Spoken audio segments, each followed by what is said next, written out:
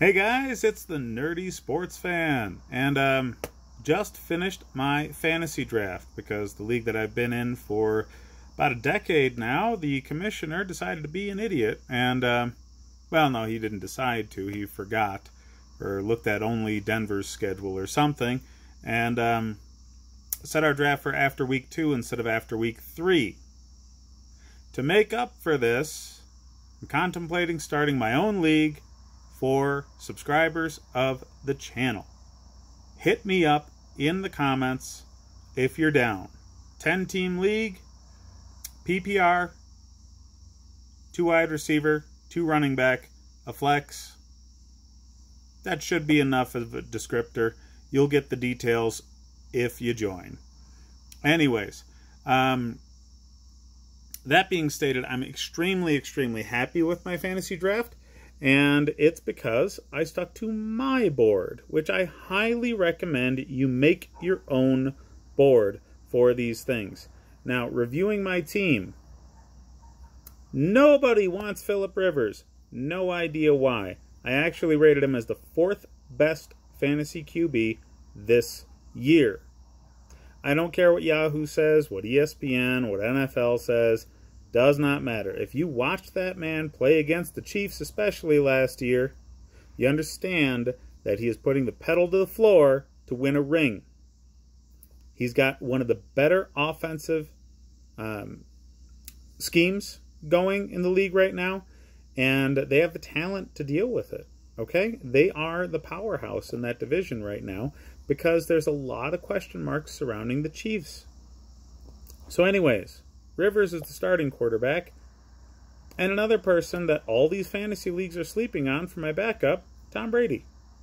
Now, you'll notice I have lower tier quarterbacks. That's because, I mean, if you can get talent like Rivers and Tom Brady late in the draft, stacking up on wide receivers and running backs earlier is much better. Now, wide receivers in particular, because the league that I'm in is a 3 wide receiver, 2 running back, no flex league. So wide receivers are at a premium. Now, that being said, I remember this. And my wide receivers, starting 3, are DeAndre Hopkins, Keenan Allen, and Tyler Lockett.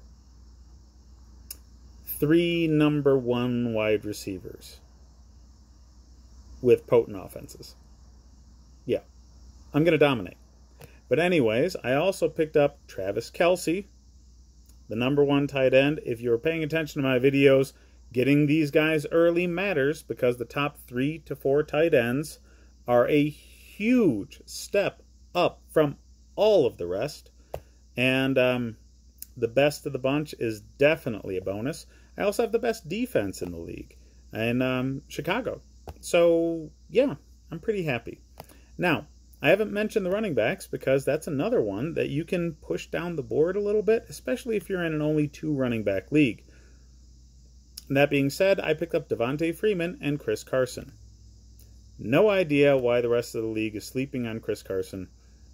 He is the clear-cut number 1 in Seattle, which was the best rushing attack last year. Do people just not know what West Coast teams are? I mean, that has to be it.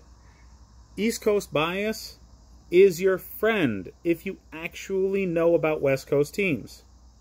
So anyways, Devontae Freeman and Chris Carson. For backups at running back and wide receiver, I got a little interesting.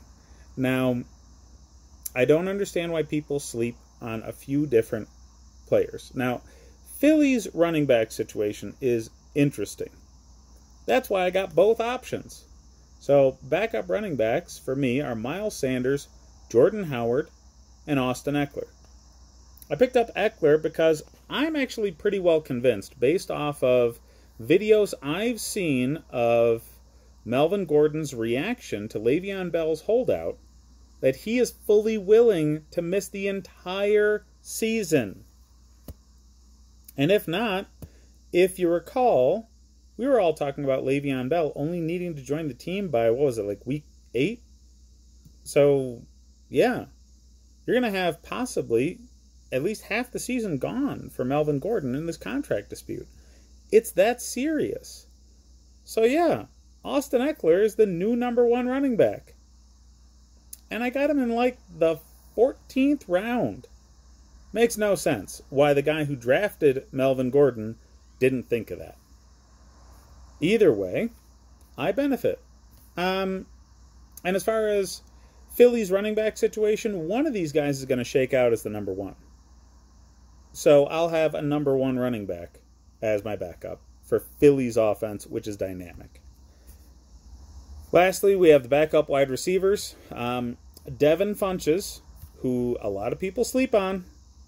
I don't know why. He was pretty darn good with Cam Newton, and Andrew Luck is just a better quarterback. So his production's going to go up. He's the #2 wide receiver in a great offense for a playoff team last year. And a sneaky pick, last pick for my team at least, I think the third to last pick in the draft overall, I picked up Cole Beasley. If you've been looking at preseason games, you'll notice that Cole Beasley's getting 4 or 5 targets, 4 or 5 receptions each of the first 2 games. And it's preseason. Okay? He is a target monster right now in this offense.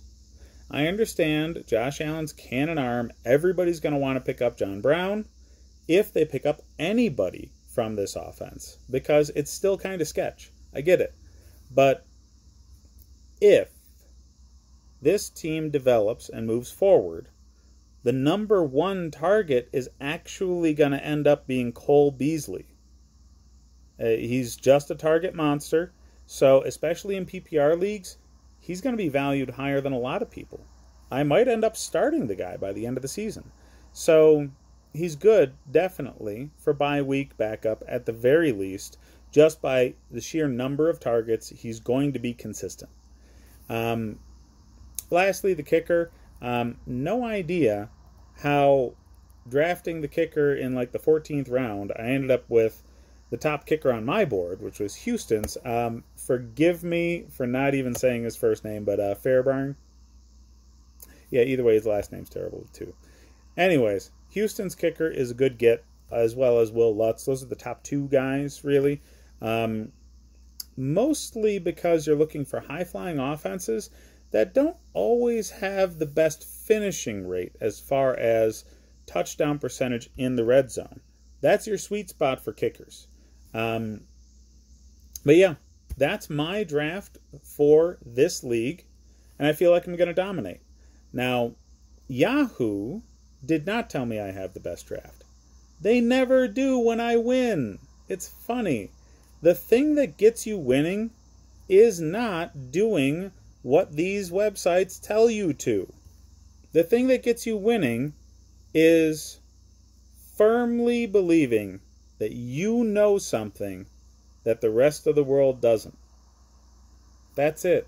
Have faith in yourself. If there's one guy that nobody else is thinking about, pick him up. Get him in the later rounds. Nobody else is thinking about him, right? For me, I got probably 3 or 4 different guys like that. I think Ekeler is going to be a great pickup because I don't think Gordon's going to actually play this season. I think Funchess is going to do far better in Indy than he did in Carolina. And Cole Beasley, again, is a target monster for this Bills offense. So if there's somebody you think you have faith in that everybody else is sleeping on, by all means, get him on your team. Draft him. The years that I've won in the past, I focused on 2 principles. That one guy that you know about that nobody else does, and the difference between this player and the next best. That sets your priority. That's why I always draft tight end and defense earlier than everybody else, because the top few are usually way better than the rest. So I get Kelsey, I get Chicago, everybody else gets my leftovers. You should consider a strategy like that if you want to win. Anyways, hit me up in the comments, again, if you want to join a league for subscribers of this channel. And I will get that going within the next week and a half. I'm signing off. Like and subscribe if you enjoy the content. And we will see you at the beginning of the season for my fantasy football pregame. As usual, every single game will be broken down at least 4 or 5 days in advance. Later, fellas.